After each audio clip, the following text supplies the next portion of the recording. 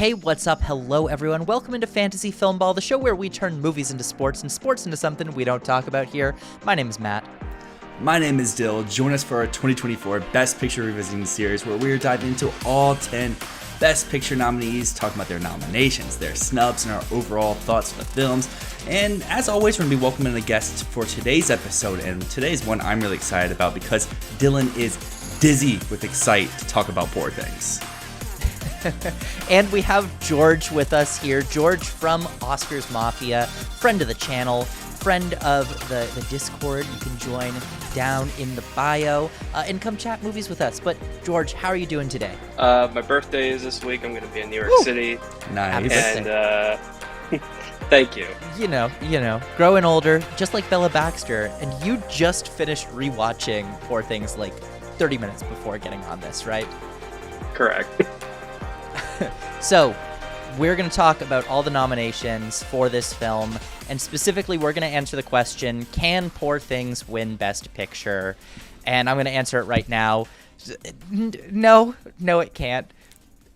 At this point, it can't. Right. But there was a time when it looked like it could, and I know, George, at one point, very early on in the season, you did have it as your Best Picture pick. So what was it about this film that looked enticing to you for that Best Picture win at that time? You know, especially with like the past few years, the Academy has like largely gone with, you know, picks that they would not have gone for even 20 years ago. Mm-hmm. Kind of quirky, like, you know, genre picks in a sense that I guess also kind of are more meaningful than like the more traditional type winners. You know, kind of something like a Chicago or a Gladiator or something to that effect. You know, Ben-Hur, like the movies that used to win way back in the day. Like, you know, floating towards movies like Everything Everywhere and Shape of Water and Parasite, Nomadland. It kind of felt like it seemed more in line with those films. Obviously, you know, Oppenheimer was different than, you know, the more traditional picks that were in contention in the past. But I felt like, you know, it was it's a new era. They like going for these kind of more unique, fresh stories. I do think in a world where Oppenheimer didn't come out this year or just didn't exist, I do think Poor Things could have made a good run at a Best Picture win.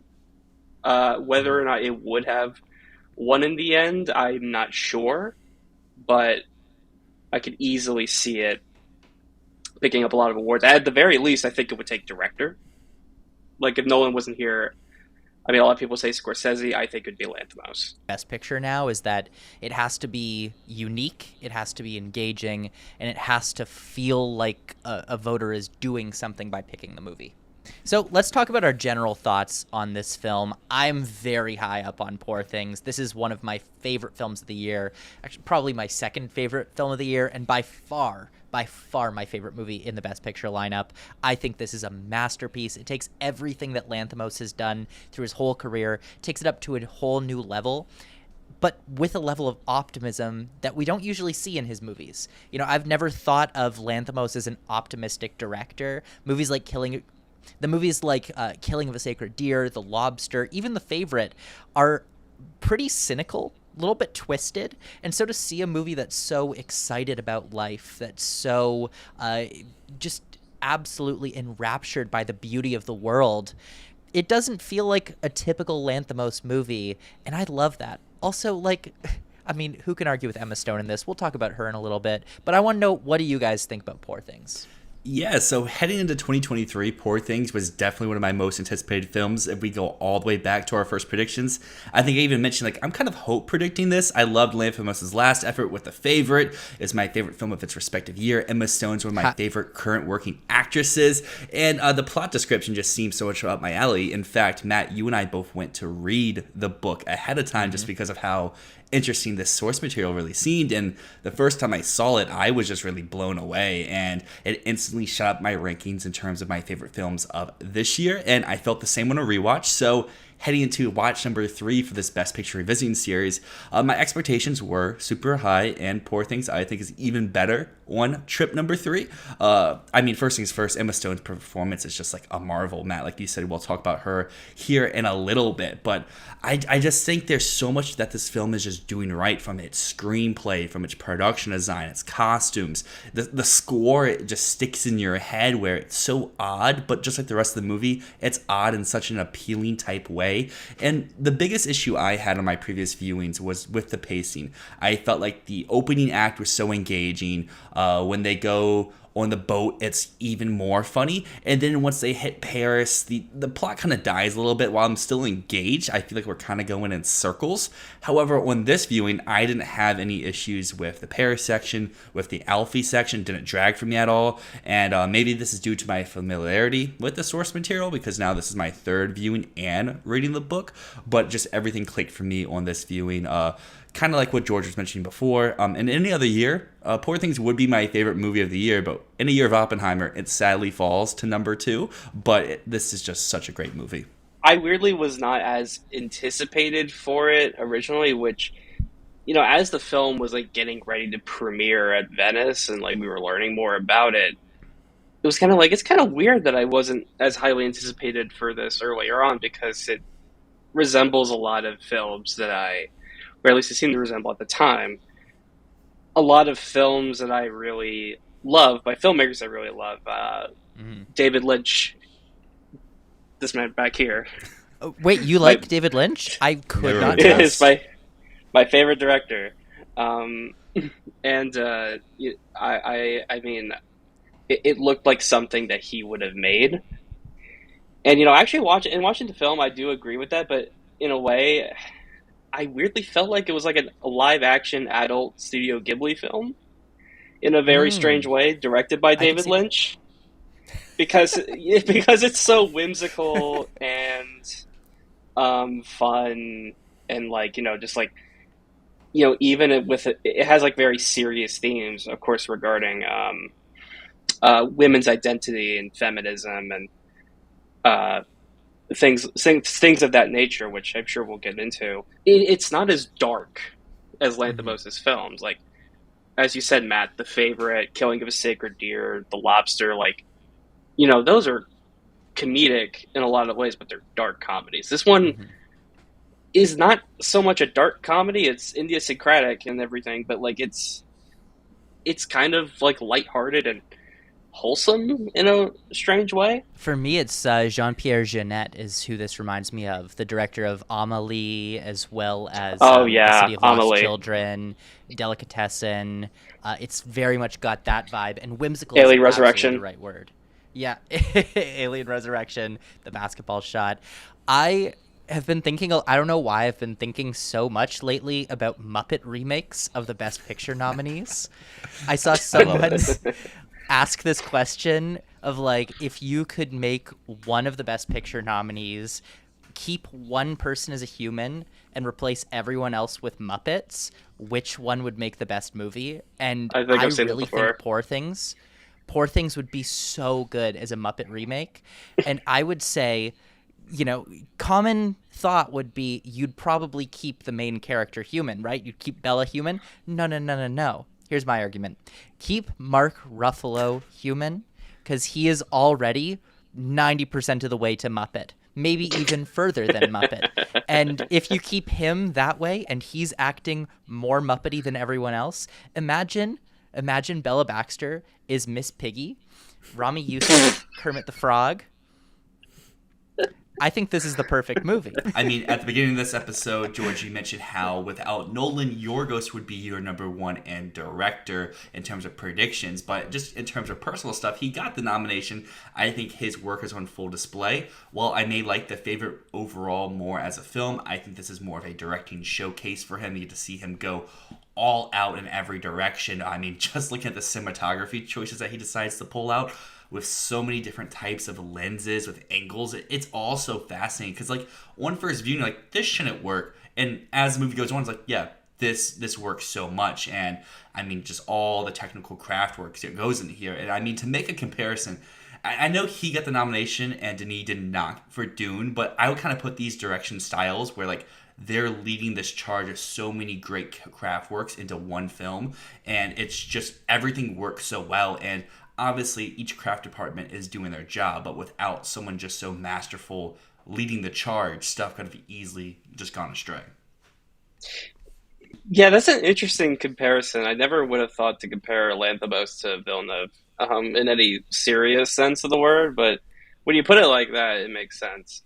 But yeah, I think the director lineup that we have is one of the best director lineups in several years, and Lanthimos' inclusion in that makes it so. Uh, I love when directors get nominated for different films that are very different from the last film they got nominated for, or other films they've been nominated for. And to me, like Lanthimos, like this is very much the clearest example of that in this lineup specifically, because the favorite, is a very like darkly comedic film, and it's grand in its scope, but it's still kind of subdued in a way. You hardly ever leave the castle or the premises of like this, you know, uh, royal entanglement with Queen Anne. But here you get to see Lisbon and was it? Is it Alexandria and Egypt? Yeah. It's Paris and London and all of these really elaborate worlds and sets. And I said this in my upcoming "If I Pick the Oscars" video. The film feels like a kind of a weird mix between our world and like an alien planet in a weird way. And we'll talk about this more in production design because I think that's where you notice it a lot. But I think Lanthimos really balances that. In a sense, I think that a lot of those visual choices are because through the whole film we are seeing the world through the eyes of Bella. Even in the beginning, Yes. when it's black and white, it's because she hasn't opened up the world yet. Her world is small. She's only existing in this house. She doesn't know the outside world. And then the way she sees the world, these bright, vibrant colors, it's so beautiful. It's such a brilliant thing to explore. It sort of imitates those feelings of, when you were a kid, you'd go somewhere and be like amazed, and you'd have these memories of like you went to a playground one time and it felt like the biggest, tallest thing ever, and the slide was like a rocket ship. And then you go back, 10 years later and you see it and you're like, that was the thing that I was amazed by? That was it? But, when you see the world through a child's eyes, it looks like the world in Poor Things. And Lanthimos Yeah. is so good at embodying the work through his direction. One of my favorite quotes of all time is from Stephen Sondheim. Content dictates form. Your form, yes. the way that you do anything, must be chosen by the subject matter. You can't force your own style onto something. You have to let the something tell you what the style should be. And Lanthimos is a master at that. Now, I do want to bring up the thing that I've been thinking quite a bit about Yorgos Lanthimos. He is a capital A auteur. He is a weird art house Greek director who made stuff like Dogtooth, who has like The Lobster is an absurd film. Killing of a Sacred Deer, horrifying. And yet, this man who makes the strangest films you can ever imagine now has 2 Best Picture nominees in a row. So I want to ask you guys, is he in the club now? Like, are his future films, no matter how weird, are they going to be sort of in the conversation no matter what? People will talk about them as if they're in the conversation. I don't know if they'll actually succeed with that, is the thing. Because, David Lynch, again, bringing him up, has 3 Best Director nominations, and only one of them is for a Best Picture nominee. Mm-hmm. And you can technically say Yorgos was in the club before his picture nominations because, Dogtooth got nominated for International Feature, surprisingly enough, if you've seen that movie. Same year as Denis Villeneuve. Yeah, same year as Denis Villeneuve, yeah. Cool. Thank you for reminding me. And The Lobster got a screenplay nomination, which, I know Moonlight and I think Loving were moved into adapted that year, so that kind of helped its case there. But regardless, he had nominations before this. I was just going to say, with these two films now, The Favorite and Poor Things, they've gotten double digits. So, like, when he really connects with the Academy, he's hitting across the board. I don't think he'll be one of those directors where it's like, oh, they'll just give him, like, a pity nomination each year sort of thing just because he's in the club. It's like, no, we like your film. You're getting everything. We don't really like your film. We probably won't see you as much, which I think may happen next year with Kinds of Kindness just because it is an anthology film, and I think, like, obviously we probably shouldn't doubt him because he just proved with Poor Things he can make a wacky film, he can still hit across the board, but Kinds of Kindness will probably both be a wacky film and an anthology film, two things that the Academy typically doesn't like. However, we just talked about two films getting 10 plus nominations. Emma Stone's on her way to rack up so many acting nominations because this is now number 4. Another one in the lead actress category. I know, Matt, you think it's one of the best performances of all time. For me, not just one of. the best performance Number of all one. time. And for me, it's like neck and neck with The Favorite. I need a rewatch of The Favorite because I just remember the first time I saw that film, I just thought Emma Stone was so phenomenal in that movie with the way that she's able to showcase emotion and showcase different sides of one's personality. And you can kind of say she's doing the exact same thing here in Poor Things, just a little bit differently. I just think that this role just requires someone with so much immense talent. Obviously, this role has so much meat to it where if you put anyone in it, they're able to showcase so much. But unless you're so skilled at your craft, you could just like miserably fail. And where some of the, I guess, early words for this film, like people be like, oh, could it be too weird? Could it come off the wrong way? Put someone who's not as great as Emma Stone, it could definitely come off the wrong way. But I think the way that she portrays youth is just so convincingly well done. That opening act, you truly believe that this is a woman whose brain is 2 days old, and just the way that she's able to showcase her learning of life over the course of like 10 to 15 minutes in that first sequence, I just think is so well done. And then that transition from child into an adult, I think is just done in such an interesting way. Just the way, I guess, Bella comes full circle at the end of the film is, again, to use this word that we've used so often in this revisiting series, a master of their craft. I think her comedic timing throughout is just so well done. Her body mannerisms, which is something in comedy that's very underappreciated because there's so many comedians who have great, like, timing with their jokes, but they kind of just stand there. Like, you watch SNL, they're kind of delivering these funny jokes, but they're just standing here. Here in Poor Things, you see Emma Stone tell these jokes verbally and also tell these jokes with her body, even if she's not the one saying the joke. And I just think her presence just adds so much extra to this film. And I mean, maybe this is bold, maybe it isn't, but I think this should lead to her second career Best Actress win, and honestly might be better than her first one. It is. Hands down. It's her best performance, really. Mm-hmm. And, this is a film, I think more than...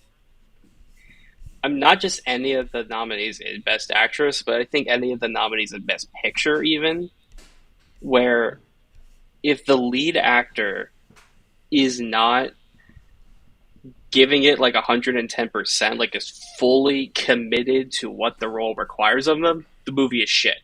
Like, it's just like, it just cannot work. And Emma Stone is that kind of actor where she clearly just doesn't care how goofy it looks. She's just like, if she likes it, she cares about it, she's like, I'll do it. There's one scene in particular, and she looks outside the window and she sees like this carnival thing, right? And she's like, God, can we go? I want ice cream. Bella wants ice cream. And Godwin's saying, no, we can't go out there. They're going to look at my face and think and be scared of me and everything. And he tells her no, and she goes into a full on tantrum, right? Mm-hmm. It's like, in any other context, that would just look really, really goofy. Like, what is this? Why am I watching this? Like, what is the purpose of this? And if it was like another actor who wasn't as committed, it would just come off as like so stupid, fake, whatever. But Emma Stone really, really sells it because she's just fully committed to that. Mm-hmm. I have one word to describe Emma Stone as a performer, and it's shameless. She is the only person in Hollywood that I think could pull off the role of Bella Baxter. And the reason for that is there is no one else in Hollywood who gives less of a shit about how they appear to others. Celebrity is synonymous with vanity. We always see these big actors who they want to look good on screen. I've heard stories from Hollywood makeup artists who worked with major actors, and they don't get to choose what the actor's makeup is. The actor dictates their own makeup because, like if John Travolta, for example, wants to look a certain way, it doesn't matter what the movie needs. John Travolta needs to appear a certain way. Emma Stone does not care how she's perceived.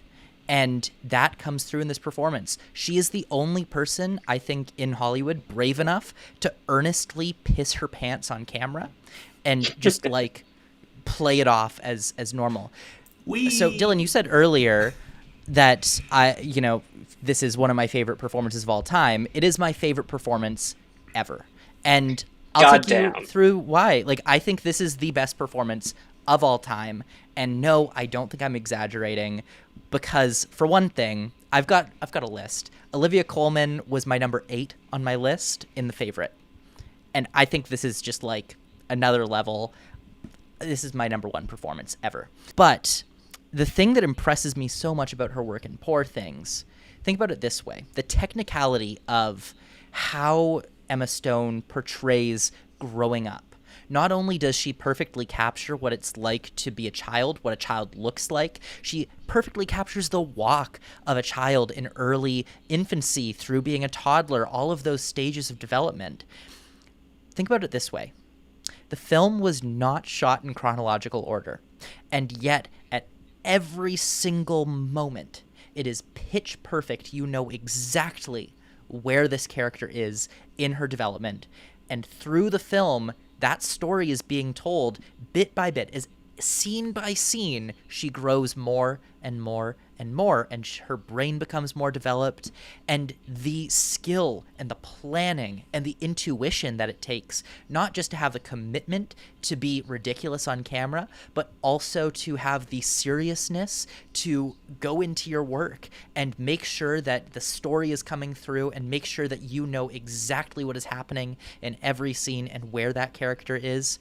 It is truly incredible to portray a character that has this much growth through over the course of a 2-hour film is genuinely, I've never seen anything like it before. This is incredible technical acting, and just genuinely, I'm floored every time I watch it. Also, it's just hilarious. She's so funny. Like, oh God, Emma Stone is the greatest. On the flip side of that, there's always those actors who win an Oscar and then go just to cash their paychecks. They just do blockbuster after blockbuster so they can have that title card, Academy Award winner, XYZ. And I think the cool thing about Emma Stone is that she's doing both of those. She is doing these cool performances, and because she is such a draw, she's such a great actress, the movies that she are in are usually pretty good. I saw this stat on Twitter the other day. She's been in like 15 movies as like a top billed actress, and 12 of them have crossed the $100 million domestic or worldwide mark. And that is super impressive. She's a true A-lister. With the newest edition of Poor Things, which just hit 100 million worldwide, which I think is crazy to think that this film has $100 million worldwide. But I find watching Emma Stone in this just fascinating. But the rest of the ensemble here is great on this viewing. I actually found the light with Mark Ruffalo's performance. I think he is my favorite of our supporting actor nominees. I'm moving away from Sterling K. Brown. I'm over to Mark Ruffalo and Duncan Wedderburn. I just love his intentionally awful British accent. As someone who cannot do a British accent at all, I want to learn how to do his British accent, because the way that he just said some of these outlandish lines of dialogue just makes me so happy. Like, I bursted out laughing in like a pretty packed theater on multiple occasions on this most recent watch. And there's just so many scenes where, just like Emma Stone, Mark Ruffalo's presence just elevates this material so much. One moment I really like, and I don't know if this was intentional, but there's these two moments in the film that feel like they're kind of improv, but they could also be scripted. It's when Bella and Duncan, the first one is when they leave the dinner scene, they go out to the hall, and she just smacks him, and he just looks at the camera and goes, ow. And it's like, was that supposed to happen? Because the way he looks at the camera is like, guys, what just happened? And the other one is when they're on the boat and they're arguing. Duncan confesses that, oh, no one's made me feel this way. I want to marry you. And Emma Stone just kind of looks at him, and they just look at each other for about 20 seconds. No one talks, and then he awkwardly whimpers off, saying he's going to go gamble, which I just find that whole sequence like, is this improv? Is this scripted? Whatever it is, I just love it so much. But the best thing about that scene is how they lead them off to go gamble. We get that amazing line of, I'm not even going to try to do the accent, but when he says busy drinking heavily, busy losing heavily. Just... busy drinking heavily, busy losing heavily. There's just so many great quotables. That was really good, script. George. That was really impressive. Wow, thank you. Thank you. Yeah, when I read the book, I remember telling people, like, watch out for Mark Ruffalo, because his character is ridiculous. And they're like, but I heard that his character is only in a little bit. And I'd be like, no. What if I told you that his character ends up falling in love with Emma Stone's character so hard that he ends up simping his way into a mental institution and then believing that she is the physical incarnation of the devil? Incredible. I told one person that, and they were like, oh. Whoa, okay. Yeah. That's another great Ruffalo scene is when they're at the church at the end, and he's like, see, he's the devil. He's spitting out blood. And then Rami's just like, he has cancer. And he's like, oh. And then just whimpers back off. It's so good. Mark Ruffalo, I talked about Emma Stone's shamelessness. Mark Ruffalo also has that level of shamelessness in this, where he's just like, he's giving it at all moments. He is so silly, so ridiculous. And Dylan, what you were talking about there, I'm not sure if it would be improv, but it's definitely instincts. Yorgos Lanthimos is famous for not really giving his actors a lot of direction and allowing them to play and discover. And a lot of that stuff feels to me like Emma Stone and Mark Ruffalo just got together and went, wouldn't it be funny if we stared at each other for 20 seconds before I cried and then walked away to go gamble? Wouldn't that be funny? And they just went for it. And that just shows, I think Mark Ruffalo has really strong instincts as an actor, as a performer, all the way down to the terrible accent that could have gone so horrendously wrong, but in this movie specifically is wonderful. I don't know. I referred to him as having Muppet energy earlier, and I will stand by that 110%. Mark Ruffalo is a Muppet of a man or a very manly Muppet in this movie. Pick and choose which one.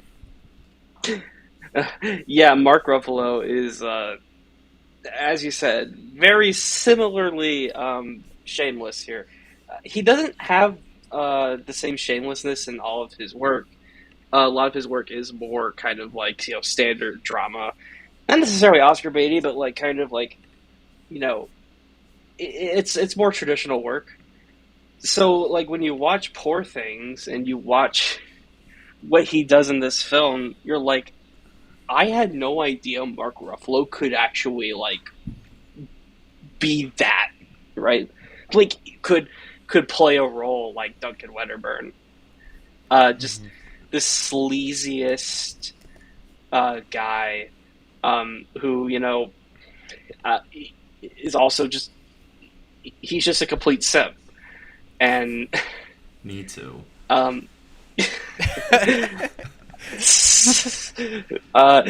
He just like is so fucking committed to the whole, like, he is almost like he is angered by Bella, but he keeps coming back to Bella, and like where it's like he says like when he leaves, it's like, I can't believe you would give away all my money, all the money that I won.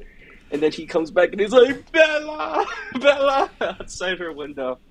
It's like, because he plays a typical, like, upper class rake, as they would call. He's a womanizer, and he is so used to treating women terribly and being the emotionally unavailable, aloof guy who is going from woman to woman, and he's never been treated the way that he treats people. And the way Bella treats him is the way he's used to treating women.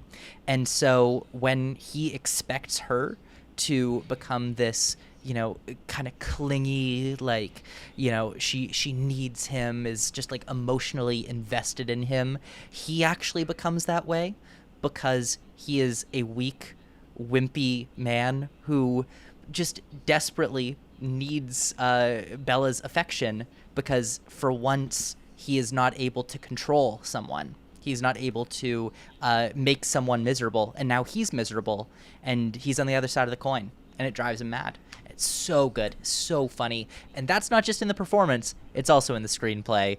This takes a wild story, and the treatment of it, we've talked about so many times. You know, it's magical, it's whimsical, it's so well written. I mean, if we're talking screenplay, we got to shout out the line, "I must go punch that baby," which is one of the best lines iconic. ever written, not in the book. So thank you, Tony McNamara. Yeah. But I want to know, what is it about this screenplay that stands out to you guys? Because for me, it is the whimsy and the silliness of the humor. I would agree with the silliness of the humor.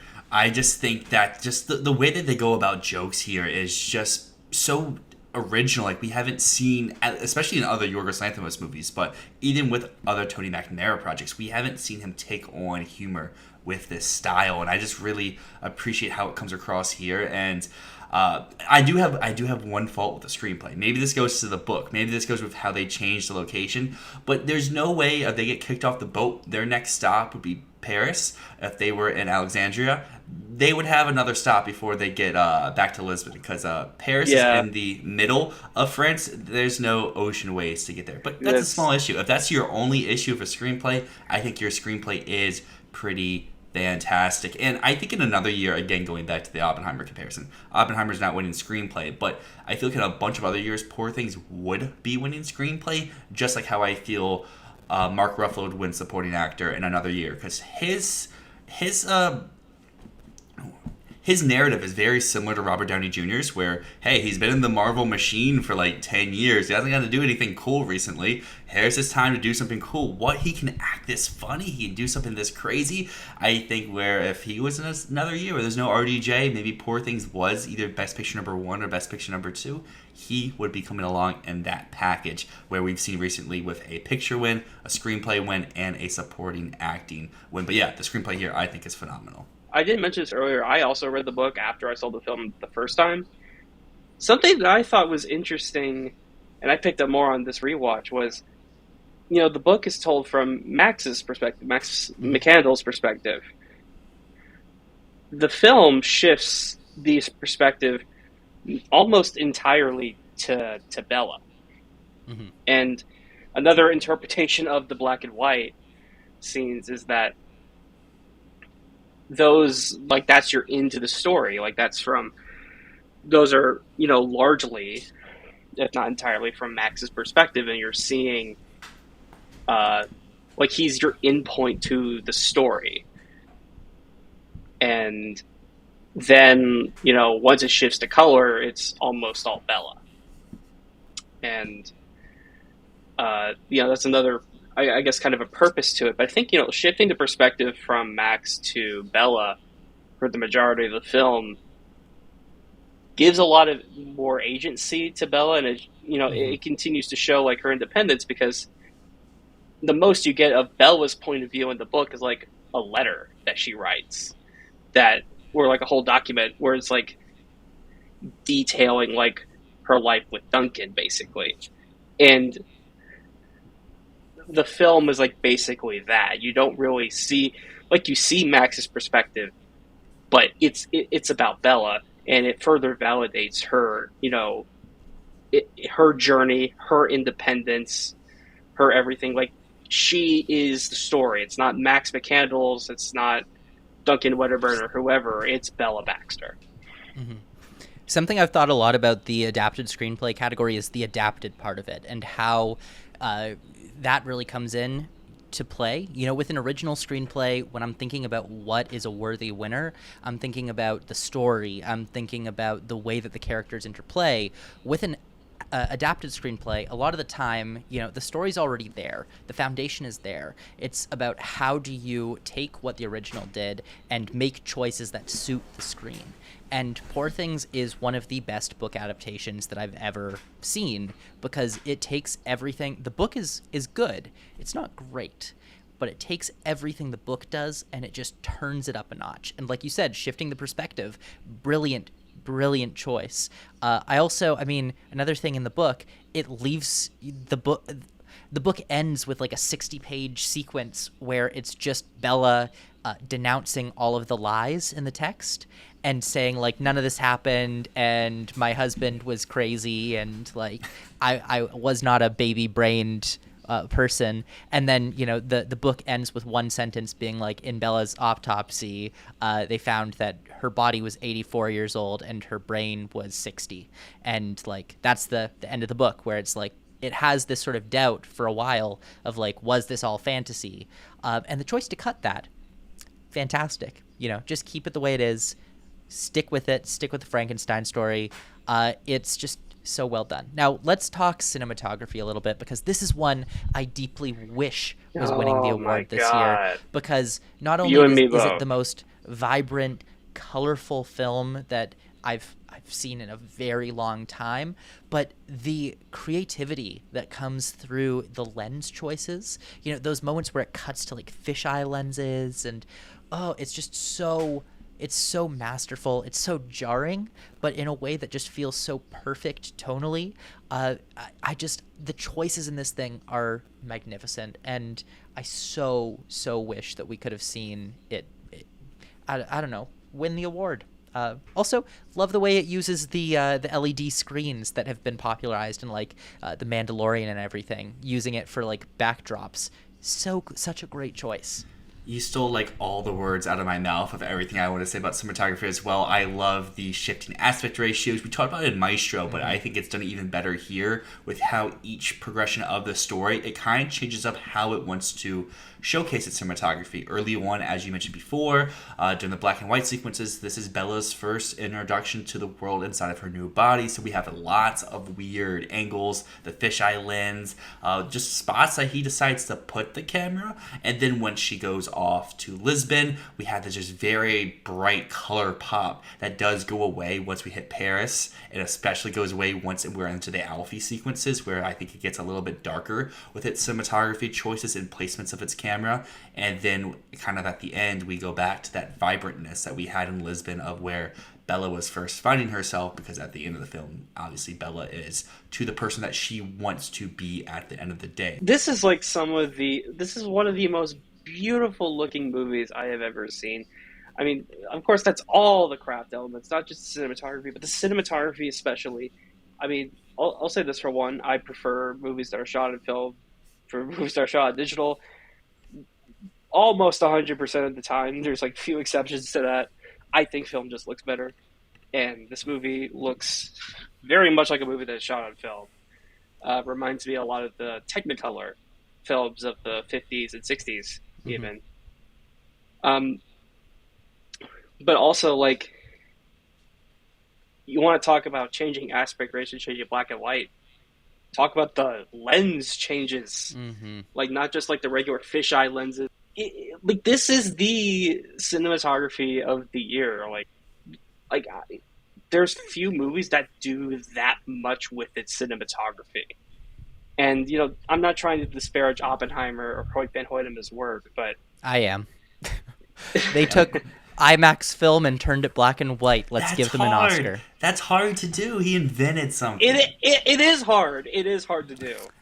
But like, this movie's doing more with its work. Poor Things is hopefully getting a few bones tossed to it, because you mentioned how it's not just the cinematography and the craft department that's amazing, because Poor Things is production design, costume design, and some other ones are just so exceptional. This production design is immaculate. I just love, kind of going back to what Matt said, the use of real sets as well as mixing in these artificial backgrounds. You mentioned The Mandalorian.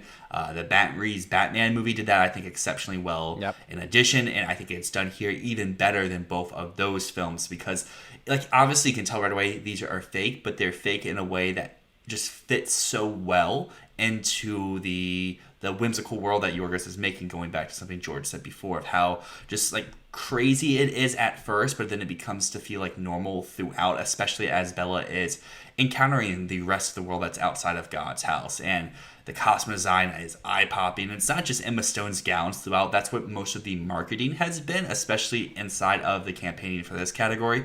But I think the men's suits also really pop out. I mean, Jared Carmichael's character has some dashing linens on him, and the simplicity of Rami Youssef's outfits. But I really, really love the one that he wears in the black and white sequences with like those big poofy socks, his little coat that has like the fuzz on it. I don't know, it just seems like an outfit that you could see yourself in, but also fits so much into this world, and just it's just one of those costumes that just looks so cool. And yeah, I guess just to hit on some other text here, just bump them all together. Makeup and hairstyling is fantastic. I don't know which one I prefer more between this and Maestro. They're both so well done, but the discoverment, the disembowelment of Willem Dafoe's face, the dog look of it all, is just it's off-putting, but in a way that you don't want to look away, of just how masterful it is. And obviously there's other little makeup work done here and there, but this is makeup and hairstyling. Emma Stone's hair, the way how it casually grows throughout the film. It starts off a little bit short, but we do hear at the beginning Rami Youssef's character says like, oh yeah, it's growing at this inches per day, and we see throughout the film it gets longer and longer and longer, and she only wears it down so it's even more noticeable. So pulling off those wigs, those extensions, such great work. And yeah, the score, fantastic. For me, the production design almost feels a little bit like Dr. Seuss at times. Like the Alexandria set being up on the hill and everything. There's that sort of the color of it, and the way that proportions are sort of shifted and changed up in a way like a funhouse mirror at times. The inside of the brothel as well, having the giant penis windows and everything. All of it just feels like you're looking into another world. And I don't know if I'd use the word alien like you did earlier, George, but it's something like that. It's very close to Alien. And I would actually say Seussian. That's how I feel about that. Also, the makeup, the brains, the guts, the gore. It's like, I love horror makeup, and this nails it all. I have not cringed harder in a scene this year. That might be a lie. I cringed very hard in the scene where, only Bella gets the dead ones, or only dead ones for Bella as she's stabbing the eye. Oh, squish, my God. Squish, squish. Squish, squish, squish. Oh, God, so gross. But the makeup work's fantastic. Production design is fantastic. And if I were to pick one costume that stands out, I love when they get to Paris and they're wearing, the clothing, but then there's like the yellow poncho over top. For the costuming, it almost feels like what you'd get if you allowed like a 5-year-old child to pick out the costumes for a period piece from like a toy box. You got all your costumes in the box, and you get a 5-year-old being like, I want this and this and this. Or like you could picture this being drawn in crayon on a piece of construction paper. Like that's the vibe of the whole thing. Production design of the film, there's one specific set piece that stood out to me earlier, and it kind of goes back to that same scene with the tantrum. The carriage they're riding in, at first, you see like there's a horse there, but then it turns and like there's no legs on the horse, it's wheels. And then the car turns more, and there's like steam coming out of an engine. It's like is that just like a car carriage like type thing where like there's a horse in front of it, but like it's not really a horse. Like it almost reminds you of those old like T models that from Ford back in the day. It's really, I thought that was a really cool set piece. I love the details also in Godwin's house. And with makeup, I mean, I love body horror makeup as well, Matt. Again, going back to this guy, David Lynch. Eraserhead has some really interesting makeup. Of course, the Elephant Man, which is the reason the makeup category was invented to begin with. is some very incredible work, and of course there's some really awesome work in throughout all of Twin Peaks as well. But it's not just Dafoe either. It's also, Bella's bushy eyebrows that stand out, and you've also got the Duncan mustache that looks kind of silly, and all these other aspects of the makeup, costumes as well. Like they almost don't look right, but that's on purpose, and you can tell that through I liked a lot of Catherine Hunter's costumes in the film too, and that's another good showcase of makeup is with Catherine Hunter. So we've talked a lot about the craft in front of the camera. I want to talk a little bit about the craft that we are listening to, because that score is phenomenal. For me, what I really love about this weird soundtrack is that, like everything else in the movie, has that sort of childlike vibe to it. It's being played a little bit out of tune on what sounds like it could be a Fisher-Price toy piano or like a little xylophone that a toddler would have. But as the film goes on and as the score develops, those childish, toy instrument sounds become they're added to by string sections and a more full orchestra. So as Bella's character develops, we also hear that in the sounds that are being featured on the score. The track that always stands out to me is, again, during that dancing scene. It's just like the organs and the low brass, where it's just like bah, bah, bah, bah, bah, bah, bah. Like, again, it doesn't sound like real music, but like it sounds so good, right? And this kind of like electronic digital music too, like it almost doesn't fit for a movie that takes place in the 1890s, or I guess it's like implied to take place in the 1890s, but it really does, and it's just marvelous work. Score rocks. I was fascinated the first time I heard the trailer. I just really wanted it, and then once I heard it in the film, I'm like, yeah, this is going to be one of my favorite scores of the year. I think the one that stands out most to me is when Max asks God, like, do you think they're fucking? And then it just cuts to them with that score that plays. I think it's in one of the trailers as well. I just think that track is so good. But I agree with you, Matt, how it grows over the course of the film is something that is not something I would notice the first time, but on subsequent rewatch, I'm like, yeah, it's getting grander and grander as Bella gets more knowledgeable of the world around her. So we're coming up on the film's final Oscar nomination, which is editing. But I'm going to be honest, I feel like we've pretty much said everything that we can about editing. We've talked about the pacing. We've talked about the way that it cuts from the different lenses. The film flies by. So I feel like we can kind of skip over this. We've touched on so much of it. So let's talk about some of the snubs, because I want to say Willem Dafoe was my favorite supporting performance in this film, and he was absolutely snubbed.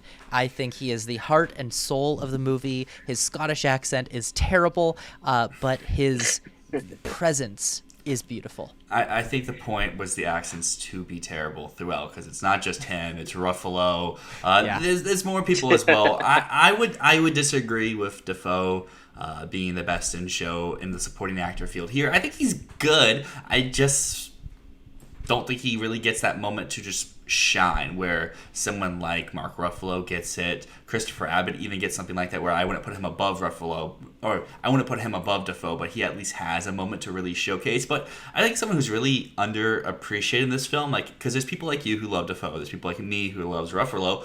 No one's talking about Rami Youssef, and I think Heath just fills that role of Max so well. He plays the innocent, I don't know if he's innocent, but he plays that type of character so well, of where he's He's like, the ingenue, kind of. He's so open to exploring. You can see that he cares about Bella, but he also is just weird enough where he doesn't really know how to function in the situation. And I really appreciate those scenes when he gets all defensive and tries to stand up for Bella, and he tries to be this tough guy and immediately just gets knocked down by whatever's in his way. If it's Ruffalo in the jail cell, kind of just pushing him down, or if it's Bella herself, making him go to sleep with the gauze, or at the end when they're getting married and So he's good. like, yeah, you can walk. Doesn't matter to me. And like the scene when they're walking in the park when she's like, oh yeah, I've been with many men. You don't care about that? I just envy the time they had with you. Such a simp. All these men just simp for Emma Stone, and I'm here for it. Yeah, everyone says for Emma. Listen, I love Willem Dafoe dearly. He's like probably my favorite living male actor. I don't need him to be nominated for this film, like I needed him to be nominated for something like The Lighthouse, for example, or like I would have needed him to win for like The Florida Project. I think he's better in both of those films, and I think he's been better. I mentioned before a highlight is Catherine Hunter. Doesn't have much screen time, but she is a highlight in the film, much like how she was a highlight in The Tragedy of Macbeth. And Emma Stone has the right idea. She's living the right timeline where Catherine Hunter got nominated for A Tragedy of Macbeth. Final category we're going to talk about here. It won the BAFTA for visual effects. I want to hear your guys' thoughts on this because I find that to be very interesting, seeing as it's not really a very visual effect heavy movie. I mean, you've got the dog, chicken, goose, pig mutations, but then there's also the way that it uses backdrops, the way that it uses set extensions. It's all very interesting, but it's pretty minimal. The transition. So I'd love to hear your thoughts. There's also the transition title cards in black and white when it says like Lisbon, Alexandria, Paris, where Bella's just writing all these weird like octopus creatures or something like that. Yeah, I suppose Lisbon itself is a big special effects set because of the trams and the cable cars, everything like that. Yeah. It reminds me in a way kind of Ex Machina, where it's like kind of minimal visual effects, but effects that really enhance the movie in a lot of ways. It's not like a Godzilla or The Creator. I wouldn't have minded it to be in the category, especially over Napoleon, which like the visual effects work is just kind of like standard, not really that impressive. Take that back. Napoleon's visual effects are amazing. I mean, they're not terrible. They're just we've just seen it before, just like all of its other nominations. Zone of Interest was robbed of production design. Yeah, the visual effects in Poor Things is kind of how I feel about Across the Spider-Verse as well, where I like them. They're cool. Do I need the nomination? Not really. But I agree with everything that was said here. The set extensions are very interesting to look at. The animal creatures are cool. And the other just little touching up because there's little stuff here and there which I think is interesting. I just think there are a lot more impressive visual effects that we have out this year. But talking about something that's very interesting, this is one of my favorite parts of each of these Best Picture Revisiting episodes is where we hear our guests' Best Picture preferential ballot. So, George, number 10, what do you have here? So, full disclosure, I think this is probably the best Picture lineup since 1975, which included One Flew Over the Cuckoo's Nest, Barry Lyndon, Nashville, which is one of my top 5 movies, Jaws, and Dog Day Afternoon. There's only one film here that I don't think really belongs here. The rest I can see fitting into a lineup here. That number 10, I'm going to be very boring. Number 10 is Maestro. Just, womp womp. I get people like it. It's I get that it's trying not to be a traditional biopic, but I think it kind of falls into that structure sometimes. I think that's one of the biggest faults of the movie. 9, which is a movie that I do really like. To be clear, Maestro is the only one here that I don't think really belongs here. 9, I would have American Fiction, which I think is not really brought down by the family drama, but like I feel like the family drama, I think it works better than people give it credit for. But I think like there's some of it that's like is not as interesting as its satire. That being said, its satire I think is pretty pitch perfect, and Matt and I had a whole discussion on it on my channel, so you can go check that out. Go to Oscar's Mafia and check us talking about American Fiction out. So then number 8 is The Holdovers, which is a movie that maybe should be higher on the list because I do love 70s films. It's like maybe my favorite era of film. I just said Nashville was one of my top 5 movies of all time. It just kind of suffers also because like the movies above it I think are better. And number 7, I'm gonna put Barbie, which is a movie that I was a lot higher on when the first couple times I saw it. I've since come down on it a little bit because like I see some of the problems that people have with it, and they do kind of get to me. Like it is hypocritical in ways that it doesn't really acknowledge. But I am just amazed that a movie like that exists in the sense that it's based on an IP and it's based on a toy and it's produced by a huge studio. It's a huge studio film, and it doesn't feel like a corporate product. It feels like a human being made it, and it had put so much creativity and vision and imagination into the film. And and it's also just a really fun movie. Still, I think I'll say Killers at 6. Which it's going to be hard because this is like these movies are all like, even Barbie's like they're all probably in my top 10 of the year. But like again with Killers, it's like I think the films above it I just like more. But Killers is a very strong Scorsese film. Of course, Scorsese was a filmmaker who is essential. You talk about films that are perfectly paced. I think Killers very much is that. Thelma Schoonmaker is probably the best editor who has ever lived, maybe. I do love Lily Gladstone. I do love Robert De Niro. I do love DiCaprio in it. And maybe Scorsese wasn't the right person to tell the story, but I think the way he did tell it is really special and essential. I'll say Oppenheimer for 5, I think. It's a movie that's grown on me since I saw it, and I did really like it the first time. But, especially now in the wake of, not just Russia and Ukraine, but also Israel and Gaza, you kind of see, the importance for, films like this to, talk about, warfare and nuclear weapons and, the danger of that kind of thing. By the way, Free Palestine. Also, it does feel like the culmination of Christopher Nolan's work. And Christopher Nolan is a filmmaker who I've always liked him, but I've never considered him one of the greatest of all time. I view him in a similar way I view William Shakespeare, where I recognize he's important and talented, but I don't necessarily think he deserves to be in the conversation of the greatest of all time. But Oppenheimer, I think, if he's going to win an Oscar for any of his films, it probably should be Oppenheimer. Tenet does exist.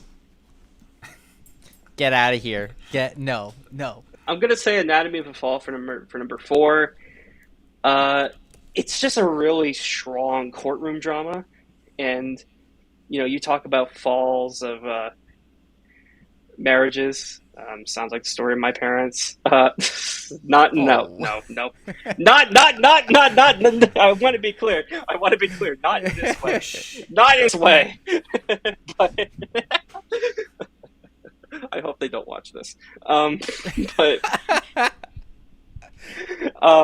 no. I think if they get to this part of the video, George's parents, subscribe, drop a like. I do think this examination of how marriage falls, because that's what the film is about. It's not about does she kill her husband? It's about the fall of their marriage, and it's done in a way that you would never really think of that, of how they would do it. So then my top 3 here, these are all my top 3 of the year. It's honestly very difficult to put these in an order. I could switch these at any time. For my 3rd place, I think I'd go Past Lives. Which, ever since I saw this in June, I was like, this movie is special.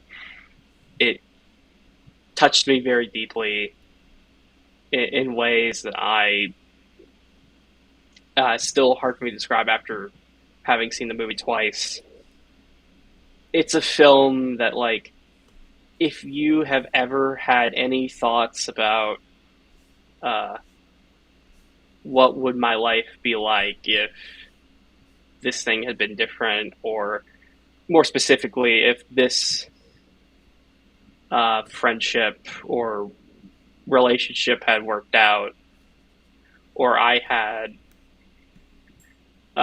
been involved with this person, what would things be like? Then you know what that is, and it also is a movie that I think gives you closure,